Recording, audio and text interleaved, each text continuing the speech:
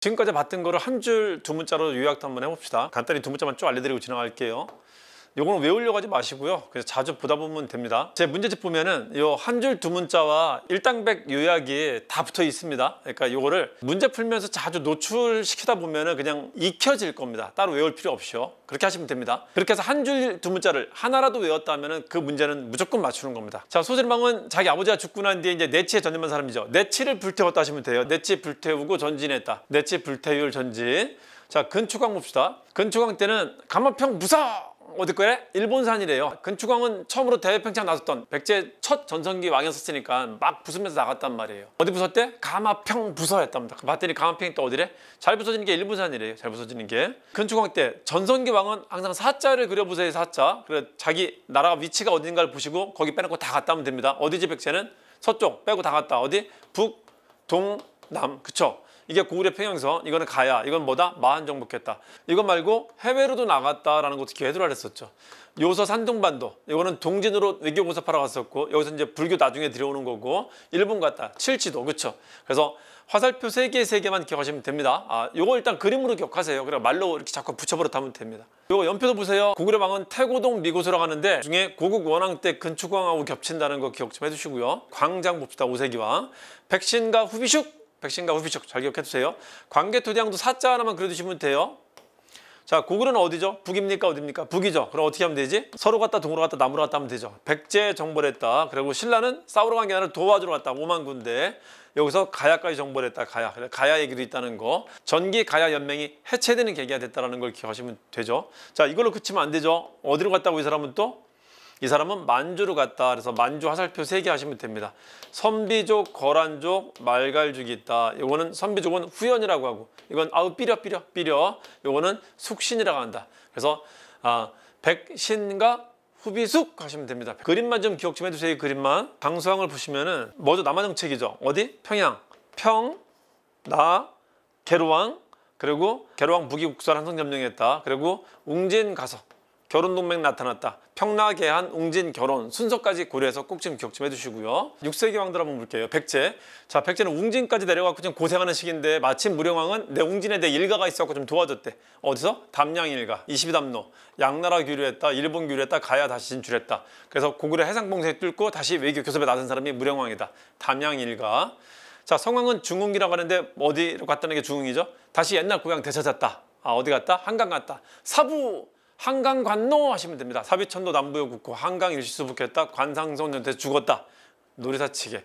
놀이사치계 빼고 나머지는 순서까지 꼭 좀 기억해 두세요. 특히 한강 수복할 때가 진흥왕과 함께라는 거 꼭 기억하셔야 됩니다. 진흥왕하고 순서를 섞어낼 수 있으니까요. 신라 지증왕 때, 지증왕 때는 지방제도를 정비하고요. 법흥왕 때는 중앙체제를 정비합니다. 그리고 진흥왕 때는 진짜 흥행하는 거예요. 순한우 소우동 하시면 돼요. 설화에 보면요. 지증왕이 남성의 성기가 엄청 컸다라고 나와요. 지금으로 계산하면 뭐 30cm, 뭐 45cm, 막 심지어 심한 사람은 60cm까지 이 얘기하고 막 그럽니다. 그게 이제 유일한 사람이 지증왕인데 지증왕이 이제 왜 그렇게 됐냐라고 이제 물어봤는데 누군가 이제 대답을 했대요. 우동을 많이 드셔갖고 이제 그게 이렇게 됐다라고 합니다. 무슨 우동? 소로 만든, 그것도 뭐로? 순한우로 만든 소우동을 드셔갖고 그렇게 됐다고 합니다. 요거 한 줄만 좀 기억 좀 해주세요. 한 줄만. 순장금지 하나정책, 중국식 신라 국왕이라는 칭호를 썼다라는 거고요. 우상국 정벌 했다. 소경을 설치했다. 우경을 실시했다. 동시전 설치했다라는 거.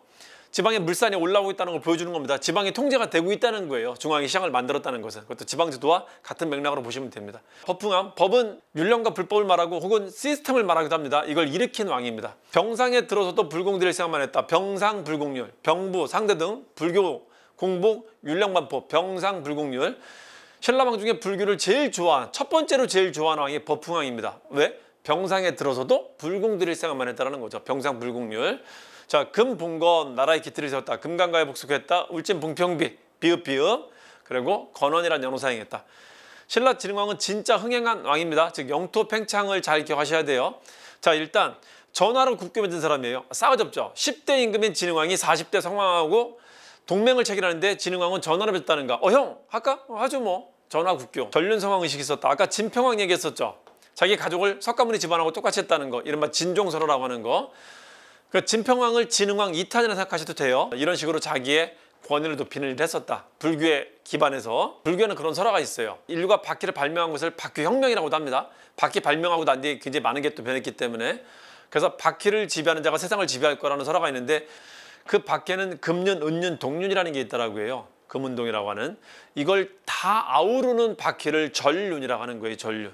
전륜성왕. 그래서 진흥왕은 자기 아들이 동륜이었을 때니까 그 태자 이름이 전륜성왕 의식을 사용하고 있잖아요. 화랑도 개편했다, 국사 편찬했다. 이 사람은 화랑도 개편하고 진평왕은 화랑도한테 세소고개를 줬다는 거지. 원광이 그때 만들었단 말이 진평왕 때 일입니다. 진흥왕 2탄 생각하시면 됩니다. 국사 편찬. 불교 교단 정비했다, 황룡사 만들었다. 황룡사 구축 목탑은 선덕여왕 때고 절은 이때 만들었다 합니다. 자, 그리고 비석, 단북, 창, 마황이라는 비석 잘 기억해 두시고요. 이때 대가야 복속했다는 것까지. 단북, 창, 대, 마황 하시면 됩니다. 너무 잘 나오니까 이 키워드 꼭 좀 기억 좀 해주세요. 삼국시대 전사왕 국왕 3명 꼭 좀 기억 좀 해주세요. 자, 고구려 왕이 백제 군대한테 죽었다면 무조건 몇 세기 누구다? 4세기 고국 원왕을 말합니다. 근축왕 때 말이에요. 자, 고구려 군대한테 백제 왕이 죽었다면 무조건 5세기야. 고구려 전성기 때 장수왕 때 계로왕 하는 사람이고요. 자, 백제 왕이 신라 군대한테 죽었다면 신라 전성기 때 6세기를 말하는 겁니다. 6세기. 진흥왕 때 성왕을 말하는 거예요. 이 3명밖에 없다. 시험에 나오는 사람은 어느 나라 군대한테 죽었는지를 가지고 시기를 파악할 수 있다는 걸 기억 좀 해주시라고요. 연표동안 때려보시면요. 장수왕 때 키워드 비계라고 합니다. 비계. 고구려 전성기 때 백제는 운동을 안 해갖고 비계덩어리였었다는 거지. 비계덩어리. 그래갖고 졌다는 겁니다. 비위왕, 계로왕 뜨면은 장수왕 문제라는 걸 기억하시면 돼요. 자, 비왕은 신라 눌지마리간 때고.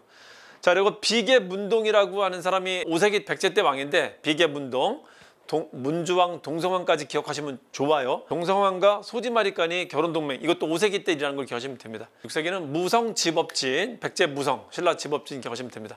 자, 여기서 제가 이제 힌트를 하나 좀 드리도록 할게요. 암기하는 방법을 좀 알려드릴게요. 다른 시대와 다르게 삼국시대는 한 시대에 적어도 왕이 3명 이상 존재했기 때문에 순서 묻는 문제가 문제로 되기 아주 좋고요. 이걸로 난도 있는 문제를 만들 수 있어요. 그래서 상당히 문제되는 사람들이 선호합니다. 그거를. 그래서 삼국의 관계를 이해를 잘 하셔야 되는데 그래프 하나만 기억 좀 해주세요. 이 그래프는 누구의 전성기를 나타내는 그래프인데 KBS 중에 고구려 백제 신라 중에 누군지 아시나? 백제의 전성기를 나타내는 그래프입니다. 백제의 첫 번째 전성기를 4세기, 이게 이제 근초광 때고요. 두 번째 전성기가 6세기 성왕 때입니다. 이것 좀 기억 좀 해주세요. 우리 고구려의 전통적인 라이벌이 누구라 그랬었죠? 북으로는 선비족이요, 남으로는 백제입니다. 그래서 백제 전성기는 정확하게 뭐랑 반대가 된다? 고구려의 힘든 시기를 말해요. 거꾸로 백제가 힘든 시기는 정확히 누구의 전성기를 말한다? 고구려 전성기를 말해요. 둘은 라이벌 관계고 신라만 관계가 없어요. 신라만 그냥 지 혼자 따로 가고 있는 겁니다. 이때 고구려 왕이 죽어요. 이때 4세기 고구려 왕을 미고소라고 하잖아요. 여기까지 기억하시면은 태고동 미고소 이것도 기억하시면 좋고요. 이거 잘 기억하시고요. 그리고 근초광 뒤에 침류왕 때 불교 들어왔다는 거, 순서가 다르다는 거. 이때는 이제 고구려가 전성기인데요. 고구려 전성기 때는 백제 전성기 때는 무조건 고구려 공격했다는 말이 존재하는 거고, 고구려 전성기 때는 거꾸로 무조건 백제 공격했다는 말이 있으니까 이거는 공식처럼 기억을 좀 해주세요. 특히 이때 평나개한 요거 잘 기억해 두시고요. 평나개한 웅진결혼. 자, 일단 삼국 간의 관계를 공식으로 알려드린 거고요. 이제 제가 암기하는 방법의 공식을 하나 알려드릴게요. 앞에서 먼저 설명하고 왕들의 이야기를 설명하면은 헷갈릴까봐 일단 왕들의 이야기는 그냥 이야기 흐름대로 설명을 드렸고요. 마지막에 이렇게 요약을 한번 해드리려고 이제 뒤로 묵혀뒀습니다. 그게 뭐냐면은 이거는 이론인데요. 국가가 형성되는 과정이 이렇다라고 합니다. 처음에는 정착이라는 거라고요. 정착을 한 지역 내에서 계급이 발생합니다. 거기에 국가가 발생하는데 이 국가는 아직은 마을 단위 국가, 조그만 도시국가 수준이었었어요. 이 도시국가가 전쟁을 활발하게 벌이면서 연합한 국가가 등장하는데 이때 왕이라는 게 처음 등장합니다. 여러 명의 군장들이 모여갖고 우리 왕국을 만들자, 연맹한 국가를 만들자 하면서 군장보다 높은 단위의 왕이라는 개념을 처음 창출한 건데 이게 철기 때입니다. 이건 청동기 때고. 자, 그러다가 이 중에 이때까지는 왕을 순번제를 했었습니다. 돌아가면서. 그리고 각자 부족에 이르는 관여 못하고 왕이 결정할 수 있는, 왕이 국가 대표가 되는 유일한 계기는 전쟁과 외교, 대외적인 일에만 했었어요. 대내적인 거는 서로 간섭을 안 했단 말이에요. 근데 어느 순간부터 왕이 군장을 넘어서 갖고 독점적인 지위를 가지기 시작하면서 이러한 형태의 국가가 등장하게 됩니다. 최정점에 왕이 존재하고요. 그 밑에 신하들이 존재하게 됩니다. 그리고 밑에는 신민들, 백성들이 존재하게 되는 구조가 만들어지는데 이게 우리가 흔히 알고 있는 이제 왕조 국가예요. 이거는 우리가 상상하는 왕조국가는 좀 다른 개념이고 막 걸음마 뛰는 단계고, 이게 이제 우리가 흔히 아는 왕조국가라고. 이거를 고도로 집중화된 국가, 고대 왕국, 고대 국가라고 하는 겁니다. 그러니까 어느 순간에는 2단계에서 2단계로 발전해 가는데 뭐를 거쳐갖고 그렇게 하는지 알려드릴게요. 우리나라는 삼국시대 때 이 단계가 처음 나타났다고 합니다. 삼국시대 때 모든 국가가 이 단계로 접어든 게 아니라 딱 세 나라만, 고구려, 백제, 신라 딱 세 나라만 이 단계로 접어들었다 합니다. 자, 몇 가지 조건을 갖추면 이렇게 되는지 한번 보도록 할게요. 일단 왕위를 독점해야 돼요. 세습을 해야 됩니다. 여기는 뭐라 그랬었죠?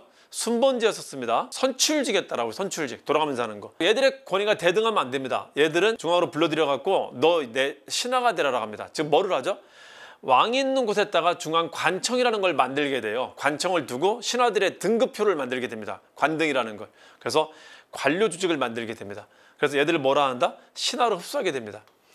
여태까지는 국가에 중대사가 있으면은 부족장회의라고 해갖고요. 상시적인 기구가 아니라 그냥 그때그때 일이 있을 때 어쩌다 한번 모여갖고 그때 회의하는 기구가 존재했을 뿐이고 이런 국가적인 조직체는 없었는데 왕이 어느 순간 국가 정부 조직체를 만드는 겁니다. 그리고 얘들을 소속시켜서 왕 밑으로 두는 거예요.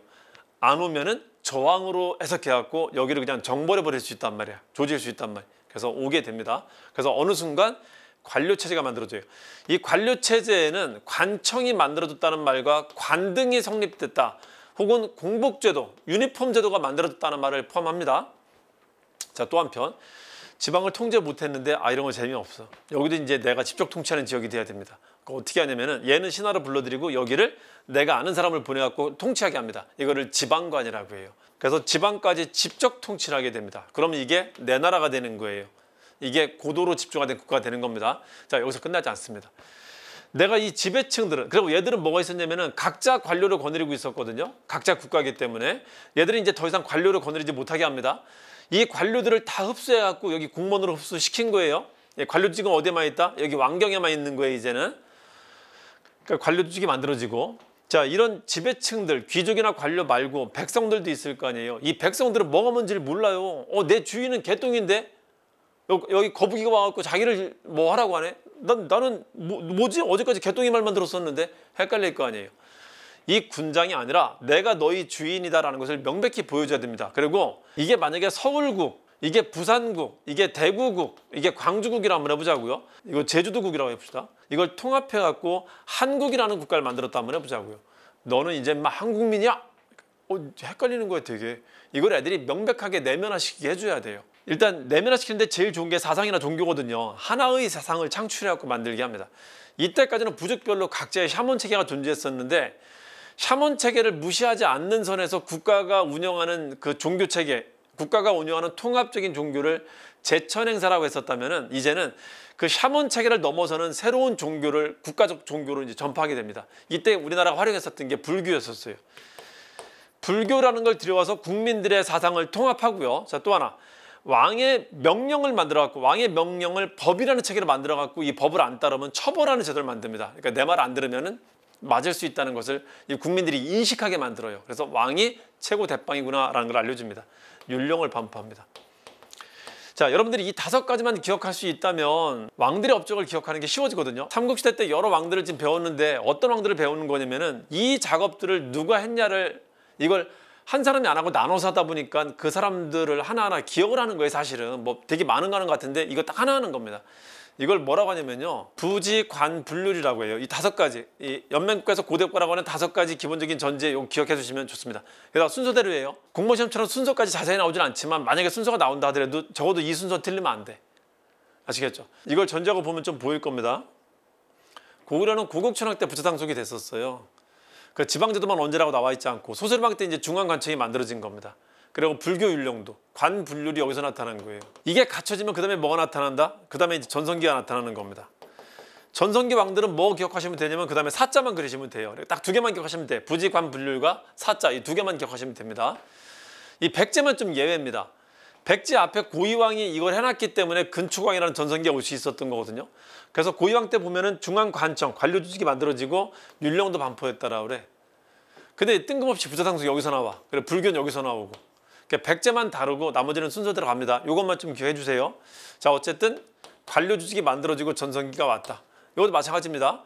무령왕 때 지방조직을 만들고 다시 여기는 서울 백제였었다면은 웅진 백제 시기의 관청조직을 무령왕이 다시 조직을 합니다. 자, 그러고 성왕도 관청조직을 정비하면서 이때 다시 전성기를 구가하게 된 거예요.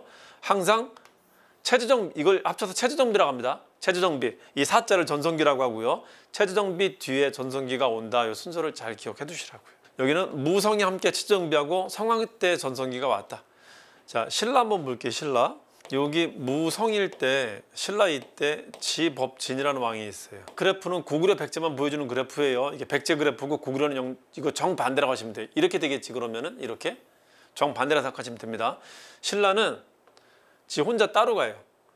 4세기 때 한번 성장을 하고 6세기 때 한번 성장을 합니다. 4세기 때 마리간 박석김 세 왕이 돌아가면서 하다가 김씨가 독점한 시기 때 한 번 왕권이 잠깐 뛰고요. 다만 이때 고구려 예속기에 접어든 자리에 있었죠. 그래서 대외적으로는 힘이 없었던 6세기 때는 대외적으로도 힘을 펼치는 시기예요. 그래서 이때 한번 크게 성장을 합니다. 그래서 약간 계단식으로 성장했다 기억하시면 돼요. 계단식으로. 언제 한번? 4세기 때 한번. 이것도 4세기, 6세기거든. 4세기, 6세기 때 한 번씩 성장한다 기억하시면 됩니다. 이 중에 지증왕 때 지방제도를 하게 돼요.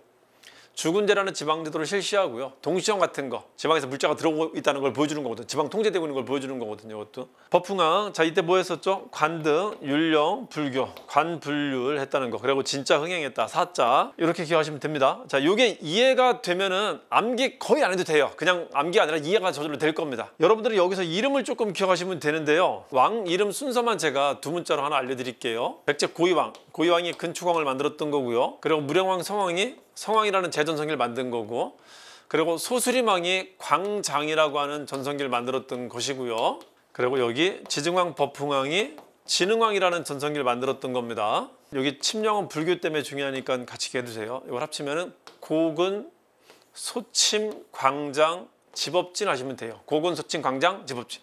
자, 요것만 지금 따라해보세요. 지금 한 5번만 따라해볼게요. 고군, 소침, 광장, 지법진. 고군, 소침, 광장, 지법진. 고군, 소침, 광장, 지법진. 고군, 소침, 광장, 지법진. 고군, 소침, 광장, 지법진. 요 그림 그려두시고 그 위치에 맞게 적어두세요. 그리고 부지관 분률, 그리고 사자 이것만 적으면 되는데, 이것만 기억하시면 삼국시대는 머리에서 떠나지 않게 딱 박을 수 있습니다. 자, 요것까지 같이 기억할 때는 고군, 소침, 광장, 무성, 지법진 하시면 돼요. 무성, 지법진. 잘 좀 기억 좀 해두세요. 그러면은 상하 간의 순서 관계를 알 수 있습니다. 순서 관계. 얘 전성기 때 백제 공격은 무조건 있다는 거. 얘 전성기 때 고구려 공격 무조건 있다는 거. 여기 다시 전성기니까 고구려 공격 무조건 있다. 잘 기억해 두시고요. 자, 그리고 마지막 성왕과 진흥왕의 관계를 순서로 자세히 물어보는 게 있는데 이것도 잘 나오니까 좀 설명드릴게요. 성왕은 사부, 한강, 관노라고 했었죠. 자, 진흥왕의 영토 팽창 순서는 단북, 창마황이라 그랬습니다. 단북, 창대, 마황. 이 순서 뭐를 내냐면요, 한강 점령이 같이 했었던 거예요. 한강 점령이 할 때 백제는 하류 먹었었고 신라는 상류 먹었었단 말이에요. 이걸 배신하고 하류까지 뺏은 게 이제 북한 산비고, 그쵸? 그래서 이걸 물어봐요. 단양적성비가 뭐냐, 사비천도가 먼저냐, 이걸 물어본단 말이에요. 이거 틀리면 안 되지. 이거 한 줄만 기억하면 풀 수 있잖아요. 사비천도 뒤에 한강을 점령한 겁니다. 그럼 당연히 사비천도 뒤에 단양적성비가 나와야죠. 북한 산비가 먼저냐, 사비천도가 먼저냐? 당연히 사비천도가 먼저겠죠. 이런 정도 기억해두세요. 공모시험은 아주 잘 나오는데 한는 거면 그렇게 아주 잘 나오는 정도는 아닌데 가끔 돼요. 이것도 알아두세요. 이것도 마찬가지겠죠. 뭐 관산성 전투가 먼저냐, 대가야 정복이 먼저냐 물어볼 수 있겠죠. 기억 좀 해두세요. 여기까지 6세기를 정리했고요. 7세기도 간단히 정리 좀 해드릴게요. 7세기도 한 줄 두 문자만 기억하시면 됩니다. 암기하시려고 하지 마시고요. 자주 노출시키면 됩니다. 자, 봅시다. 7세기는 일단 1467 기억 좀 해두세요. 시간 순서. 10년대, 40년대, 60년대, 70년대, 40년대 3개 빨리 기억 한번 해봅시다. 뭐 있었죠? 42년, 45년, 48년, 60년대 3개 빨리 기억해봅시다. 뭐 있죠? 60년, 66년, 68년 기억하시면 됩니다. 요거 숫자만 빠지고 나면 그다음부터는 뭐 어려울 게 없어요. 이걸 왜 외워? 그냥 기억이 날 텐데요. 그 정도로 하는 겁니다. 머리를 조금만 센스 있게 쓰시면 암기량을, 남들이 10분의 10을 공부할 때 나는 10분의 1만 공부할 수 있어요. 암기는 공부하는 방법을 모를 때 무식하게 하는 거지, 이게 이해되고 선후관계를 잘 만들 수만 있으면, 특히 한국사처럼 선후관계만 잡히면은 암기가 되게 대폭 줄어드는 과목에서는 정말 많이 줄일 수 있어요. 암기할량을 10분의 1 정도로 줄일 수 있습니다. 10분의 1을 줄이는 게 아니라 10분의 1 정도로 줄일 수 있어요. 자, 을지문덕 살수, 수나면 무조건 당나라보다는 앞에 있어야 된다. 자, 40년대 한번 보도록 할게요. 대야성에 소문났대. 태안이 연합한다고. 자, 이게 아까 40년대 말했던 겁니다. 자, 대야성 함락, 연개소문 정변, 이게 42년. 당태종 침입과 안시성 전투, 이게 45년이고요. 그리고 48년에 나당연합. 야, 대야성에 소문났대 임마. 태안이 연합한다고. 당태종, 안시성 전투, 나당연화. 자, 60년대 갈게요. 황사부 개백이라고 해도 되고요. 황사부 백강이라 해도 됩니다. 자, 황사벌 전투, 사비성 함락, 그리고 백제 부흥운동, 흑 도복풍이라고 하는 네 인물 기억하시고요. 그리고 백강 전투가 있다. 황사부 백강. 60년대 마지막 평양성이 함락되고 안동도부 설치됐다. 황사부 백강에서 평안하게 매기 잡고 있어요. 자, 70년대 안승을 보덕구강, 안승 고구려 세력을 전라북도 익산에다 박아놓고, 그리고 매수성 전투, 기벌포 전투로 당나라까지 쫓아내고 삼국통일을 이루게 된다. 황사부가 백강에서 평안하게 매기 낳고 있어요. 나라 망했나 보다, 할 일 없나 보다. 황사부가 백강에서 평안하게 매기 낳고 있어요. 매기. 이걸로 한 줄로 끝낼 수 있습니다. 60년대 70년대까지 한 줄로. 자, 이렇게 통일한 왕이 문무왕인데, 문무왕은 통일을 사실은 외상한 거였었어요. 외상. 외사정 상수리. 당나라 힘을 빌려서 했으니까 외상한 거죠. 자, 여기까지 기억하면 됩니다. 자, 가야사도 한번 간단히 정리해보자면요. 가야사는 좀 어렵게 갈 때 금강가야, 대가야, 가야사가 6가야설, 9가야설, 12가야설 혹은 은하수 정치체설 여러 가지 설이 있는데, 몇 가야가 있는지 정확히 모르니까 명확하게 알려져 있는 가야연맹의 중심국 2개 정도는 비교를 해보자고요. 그게 전기 가야연맹의 중심국이 경상남도 김해에 있었던 금강가야고, 이게 고구려 광개토장의 침공으로 완전 박살나고 난 뒤에는 고구려 군대 침공을 받지 않았던 경상북도 중심으로 후기연맹이 성립이 돼요. 그 후기연맹을 이끌었었던 게 경상북도 고령에 있는 그 대가야입니다. 대가야. 그 대가야는 원래 이름이 아니라 지가 나중에 잘 나가니까 자기를 그냥 대자를 붙여갖고 이제 불렀던 것 같아요. 아, 나 큰 가야야. 이러면서 이게 이제 굳어진 것 같아요. 금강가야 할 때 금가는 김해란 뜻이고, 김해 가야 돼. 아, 나 나중에 큰 가야야 뻐겼더네. 이 둘의 얘기라는 걸 기억하시면 됩니다. 자, 낙랑과 대방에 철을 수출했다면 앞에 가야예요. 앞에 금강가야. 왜냐면 낙랑하고 대방은 4세기 때 없어지거든. 미천왕이 쫓아내거든. 그러니까 그 전에만 있었던 겁니다. 그리고 광개토장의 침공으로 크게 악화되었다면 금강가야입니다. 이게 5세기 때 침공받은 거고, 그때 크게 악화되고 리더가 약해지면서 전기 연맹체는 무너지게 돼요. 그리고 5세기 후반 이후에 뜬 나라가 이게 대가야입니다. 5세기 후반 이후에 대가야 중심으로 후기 가야 연맹이 만들어졌다고 합니다. 금강가야는 버풍왕이 복속했고요. 대가야는 진흥왕이 복속합니다. 진흥왕이 복속할 때 사다음이라는 화랑이 유명한 키워드가 되니까 기억 좀 해두시고요. 금강가의 대표적인 유적지를 김해 대성동 고분군이라고 하고요. 여기는 대가야는 지산동 고분군이라고 해갖고 금대떼찌라고 합니다. 금대떼찌. 혹은 이거를 기억할 때 법대진지라고 해도 돼요. 법대들은 진지를 참 잘 드셔. 법대는 버풍왕, 대가야, 대성동 고분군, 진흥왕, 지산동 고분군. 법대는 진지를 참 잘 드셔. 이 정도 기억 좀 해두세요.